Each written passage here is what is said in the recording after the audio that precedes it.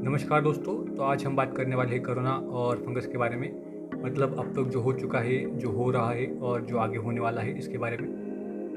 तो जैसे कि हम सब जानते हैं कि भारत में कोविड-19 का फर्स्ट केस 27 जनवरी 2020 को केरला में मिला था। उसके बाद इसकी फर्स्ट वेव आई, सेकेंड वेव आई और अब इसकी थर्ड वेव आने की भी संभावना बताई जा रही है।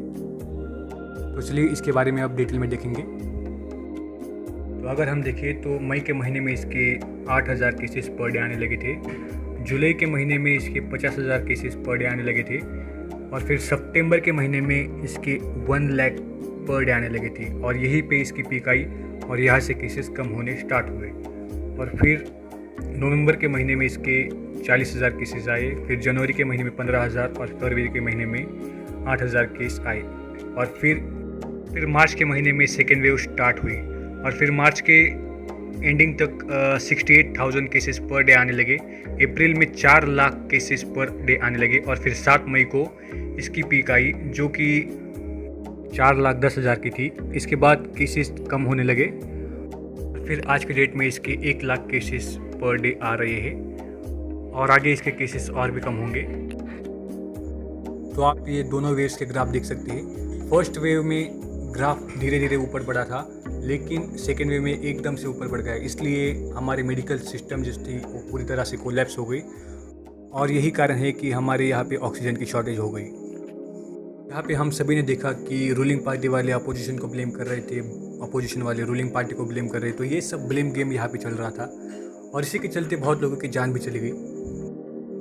लेकिन गवर्नमेंट ने जिस तरह से फर्स्ट वेव को कंट्रोल किया था उसी तरह ये सेकेंड वेव भी कंट्रोल कर सकते थे, लेकिन वो ये करने में विफल हो गए। तो अब हम बात करेंगे कोरोना के थर्ड वेव के बारे में।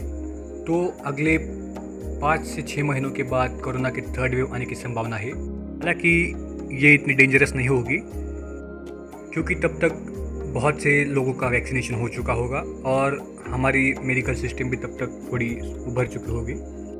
वैक्सीनेशन के बारे में बात करें तो भारत में अब तक 21 से 22 करोड़ लोगों को वैक्सीन मिल चुकी है और गवर्नमेंट का टारगेट है कि दिसंबर के महीने तक 135 करोड़ भारतीयों को वैक्सीन लगनी चाहिए। तो अब हम देखेंगे म्यूकरमाइकोसिस के बारे में। ये एक फंगस है। इसके अब तक 3 वेरिएंट्स देख चुके हैं जो कि ब्लैक फंगस है, वाइट फंगस है और येलो फंगस है। म्यूकरमाइकोसिस जो है वो एक दूसरे के कांटेक्ट में आने से नहीं होता।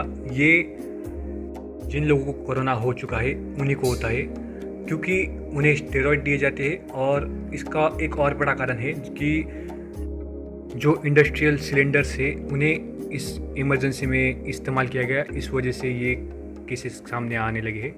क्योंकि जो मेडिकल सिलेंडर्स होते हैं और जो इंडस्ट्रियल सिलेंडर्स होते हैं इनमें बहुत सा डिफरेंस होता है। यहाँ पे आप सामने देख सकते हो।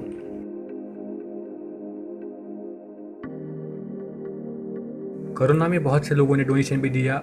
इसका पीएम केयर्स में टोटल $1.4 बिलियन का कलेक्शन हुआ था। लेकिन कोरोना की वजह से भारत का 10 लाख करोड़ रुपीस का रेवेन्यू का भी नुकसान हुआ है। भारत में अब तक 3 वैक्सीन को मंजूरी मिल चुकी है जो कि भारत बायोटेक की कोवैक्सीन है, दूसरी सीरम इंस्टीट्यूट की कोविशील्ड है और तीसरी रशिया की स्पुतनिक 5 है और आगे जाके और भी वैक्सीन आएंगी। आई होप इंडिया इस कोरोना वायरस से जल्द ही उभरेगा।